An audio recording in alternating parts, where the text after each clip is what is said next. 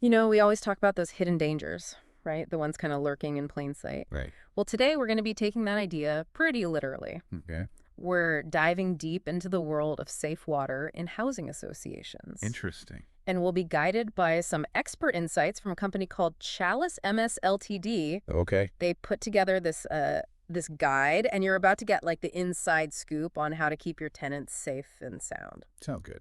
So think of yourself as a housing association manager just for a second. Right. What's your like biggest nightmare? I bet it involves a headline screaming about a water safety issue in one of your Oh, properties. well, God. And it wouldn't just be bad press. Right. We're talking like potential health risks for tenants. Yeah. Even that- hefty fines. Okay, so that paints a pretty grim picture. It does. But this guide isn't all doom and gloom, is it? No, not at all. Okay. It actually starts by laying out the intricate web of regulations that govern water safety in the UK. Okay. And it's not just one simple rule book. Right. We're talking housing acts that vary, depending on if you're in England, Wales, Scotland, or Northern Ireland. Oh, wow. Then you've got water supply regulations and the HSE's ACOP L8 to contend with. So it's like trying to juggle a dozen balls while riding a unicycle or something? Pretty much. Oh, my goodness. Yeah, and the guide really highlights the challenge for housing associations, especially those with limited budgets. Right. It's all about finding that balance between meeting these stringent requirements Yeah. and making the most of your resources. Okay, so we've got this really complex regulatory landscape, Okay. but what are the actual dangers we're trying to avoid? Well, think about those nooks and crannies in your plumbing system, Okay. where water might sit stagnant for a while, Right. like the back of your shower head or inside a tap that's not used very often. Uh-huh. Those are like prime breeding grounds for bacteria like Legionella and Pseudomonas. Now, I'm not a microbiologist, but those names don't exactly sound friendly. No, they don't. What kind of trouble can they cause? We're not talking about like a mild stomach Yeah. bug or anything. These bacteria can cause serious respiratory illnesses, Wow. especially in people with compromised immune systems or other underlying health conditions. Right. And for a housing association, that means a potential outbreak could put a lot of your tenants at risk. So we're talking about a real threat to people's well-being here. Absolutely, Not just a bureaucratic hurdle. No, it's serious stuff. Yeah. Is there a real-world example of how this can go wrong? Absolutely. The guide actually cites a case where a housing association was slapped with a £900,000 fine What? for failing to ensure safe water. Oh, my goodness. Yeah, it's a stark reminder that this isn't just about ticking boxes. Right. It's about protecting lives. Wow. That's a serious wake-up call. It is. So what can housing associations actually do to avoid becoming a cautionary tale? Right. Is it all just endless paperwork and inspections? Well, the guide does emphasize the importance of risk assessments. Oh, okay. It's about identifying those high-risk properties, maybe older buildings with more complex plumbing, Right. and targeting your resources effectively. It's about being strategic rather than just applying the same approach everywhere. Exactly. Okay. And, while regular inspections are important, the guide also points to a technological solution that's catching on, Okay. Interesting. called Challis Ag Sentinel technology. Okay, let's break that down a little bit. Sure. What is this technology and how does it actually work? So imagine this. You install shower heads and taps with a special silver copper mesh built in. Okay. Sounds simple, right? Yeah. But that mesh acts like a microscopic shield, Uh-huh. killing bacteria on contact. Okay. That sounds pretty futuristic. It does a bit. But is this something that's actually proven to work, or is it just a fancy gimmick? It's definitely not a gimmick. Okay. This technology is already being used in NHS trusts across the UK, Oh, wow. which gives you an idea of its effectiveness and credibility. Right. And think about it. Hospitals have some of the strictest hygiene standards. Yeah, of course. So if it works there, it's a pretty good indicator that it can work in housing associations too. That makes sense. So if I'm a housing association manager with limited resources, Yeah. why should I be excited about this Challis Ag Sentinel technology? What's in it for me besides peace of mind? Well, aside from the obvious benefit of protecting your tenants, the guide emphasizes that this technology can actually be quite cost-effective in the long run. Really? How? It seems like any new technology would mean a big upfront investment. That's a valid point. Yeah. But remember those hefty fines we talked about earlier? Oh, right. Yeah. By proactively addressing water safety with this technology, you're essentially mitigating that risk. Okay. Plus, you're potentially reducing long-term maintenance costs Uh-huh. by preventing issues before they even arise. So it's like investing in a good pair of shoes. They Yeah. might cost a bit more up front, Yeah, but they'll save you a lot of pain and expense down the line. exactly. And it's not just about the financial benefits either. The guide highlights how this technology can help housing associations meet those complex regulatory requirements we discussed earlier. Oh, okay. It's like hitting two birds with one stone. Okay. This is starting to sound like a win-win situation. It is. But I'm also sensing it. But coming here, Okay. it can't be as simple as just installing a few fancy shower heads and calling it a day, right? You're right. There's more to it. Okay. Even with this technology in place, the guide stresses that risk assessments are still absolutely crucial. Right. It's about a holistic approach to water safety. So it's like having the latest smartphone, but still needing to know how to use it effectively. That's a great analogy. Right. Yeah, and one of the key things the guide emphasizes is the role of tenant education. Okay. It's not just about what the housing association does. Mm-hmm. Tenants themselves can play a huge role in maintaining safe water.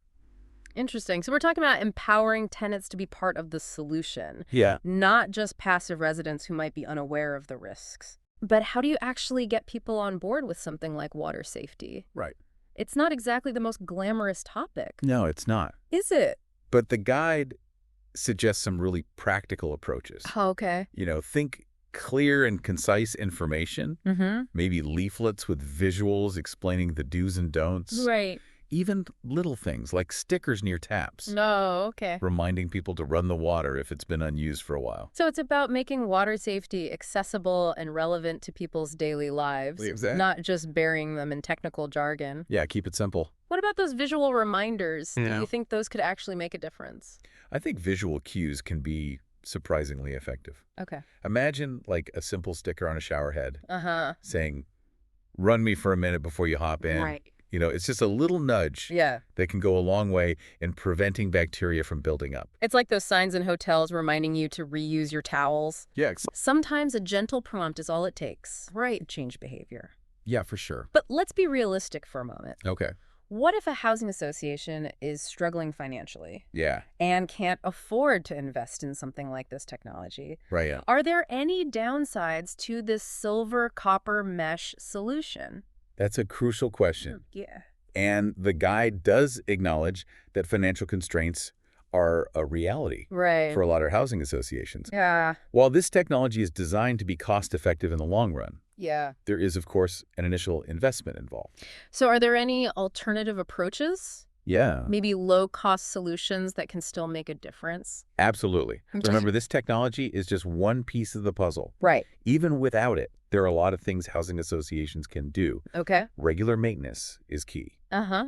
Things like flushing out systems, Okay. cleaning shower heads, Right. ensuring good ventilation Yeah. in areas where water is used. It's about being proactive Yeah, and catching potential issues early on, absolutely. rather than waiting for a problem to explode. Exactly. Right. And don't underestimate the power of good communication with tenants. Right. Encourage them to report any leaks, drips, or changes in water quality immediately. Okay.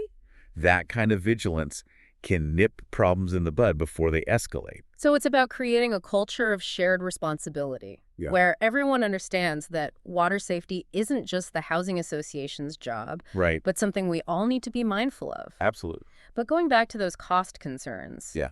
are there any potential drawbacks to the Challis Ag Sentinel technology Okay. that housing associations should be aware of? While the technology itself is very promising, Yeah. it's important to remember that it's not a magic bullet. Right. It needs to be part of a comprehensive water safety plan. Okay. And like any technology, it does require some ongoing maintenance and monitoring. So it's not a set it and forget it kind of solution. No, definitely not. Housing associations still need to have trained personnel Right. who can handle the upkeep and make sure everything's working as it should. Precisely. Okay. And that's where the guide really shines. Okay. It goes beyond just promoting a product Mm-hmm. and provides a practical roadmap Yeah. for implementing a holistic water safety strategy. Right. It even includes a list of resources and contact information Okay. for organizations like the Health and Safety Executive. That's incredibly helpful. Yeah, it's a good resource. It's like having a toolkit Yeah. for tackling this complex issue head on. Right. But even with all this information, Yeah. the guide doesn't shy away from the tough questions, does it? No, it doesn't. It specifically addresses that balancing act that housing associations face. You're right. It acknowledges the very real pressure Yeah. housing associations are under Yeah. to meet these increasingly stringent water safety standards, Right. often while dealing with shrinking budgets Right. and limited resources. It's like being asked to build a fortress with a toothpick budget. Yeah, pretty much. But the guide seems to suggest that investing in solutions like this technology can actually lead to cost savings in the long run. Uh-huh. Isn't that a bit counterintuitive? It might seem that way at first, Yeah. but think about it this way. Okay. The costs associated with a major water safety incident, Right. like a Legionnaire's outbreak, Yeah. can be astronomical. Oh, wow.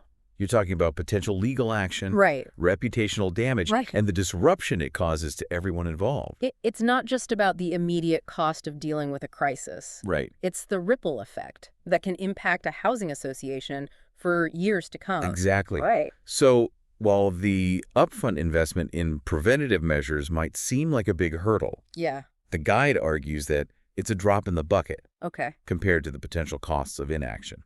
It's a classic case of pay now or pay later, right? Yeah. But with much higher stakes. Absolutely. And it's not just about the financial aspect, is it? Yeah. We're talking about people's health and well-being. Right. It brings us back to that idea of a cultural shift. Yeah. Water safety can't be seen as just another bureaucratic box to tick. Right. It needs to become an integral part of how housing associations operate, Okay. a core value that drives decision-making. So it's about embedding this awareness into the very DNA of the organization. Yeah, I like But that. how do you go about creating that kind of change? Right. Is it just about top-down mandates and policies? While clear policies and procedures are essential, Yeah. it's also about empowering staff at every level Okay. to be proactive. Okay, so like how...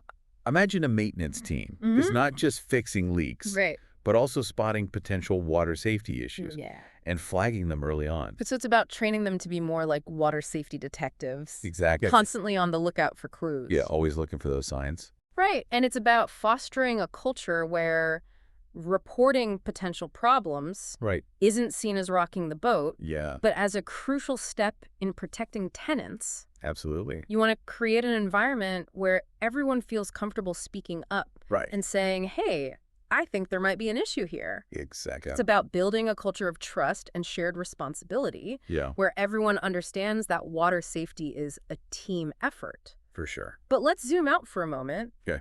and look at the bigger picture. All right. This guide focuses on housing associations in the UK, Ah, but are these challenges unique to this region, right. or are they something that housing providers around the world are grappling with? That's a great question. Yeah. And it highlights the fact that access to safe water is a global challenge. Right. While regulations and specific threats might vary from country to country, Yeah. the fundamental principles of water safety are universal. So it's about understanding those core principles and adapting them to the local context. Exactly. Okay, are there any emerging trends or innovations in water safety that you're particularly excited about? There's a lot of exciting work happening with sensor technology, for example. Okay. Imagine sensors embedded in plumbing systems Uh-huh. that can detect even the slightest changes Okay. in water quality, temperature, or pressure. So it's like having a high-tech early warning system Yeah. that can alert you to potential problems before they become full-blown crises. Exactly. And with the rise of the Internet of Things, we Right. can envision a future where these sensors are connected to smart systems Yeah. that automatically trigger alerts and even adjust water flow to prevent contamination. That's the idea. That sounds like something straight out of a sci-fi movie. I know, it's pretty cool. It's incredible to think about how technology is transforming the way we approach water safety. It really is. But even with all these advances, Yeah. I think the human element remains crucial, doesn't it? Absolutely. Technology can be a powerful tool, Yeah. but it's only as effective as the people using it. Right. We still need trained professionals who can interpret data, Uh-huh. make informed decisions, Right. and respond quickly to potential threats. And that brings us back to the heart of this deep dive. Yes. The importance of education, Right. awareness, and a shared sense of responsibility. It all ties together. It's not just about following regulations. No. It's about going above and beyond to create a truly safe and healthy environment for everyone. Absolutely. So as we wrap up, What's that one key takeaway you hope our listeners will walk away with today? I think it's the realization that water safety isn't just a technical issue. Okay. It's a human issue. Yeah, It's about protecting the health and well-being of our communities. for sure. And while the challenges might seem daunting, Yeah, there are solutions out there, right. from innovative technologies Yeah. to simple common sense practices. It all starts with awareness and a commitment to action. Couldn't have said it better myself. Well said. And as we turn on our taps tonight, Yeah. let's all take a moment to appreciate the intricate systems All right. that bring us clean water Yeah. and consider the role we can play in ensuring its safety, Absolutely. not just for ourselves, but for everyone. It's a shared responsibility. Mhm. Thanks for joining us on this deep dive. It's been a pleasure. Until next time, stay curious, stay informed, and stay hydrated.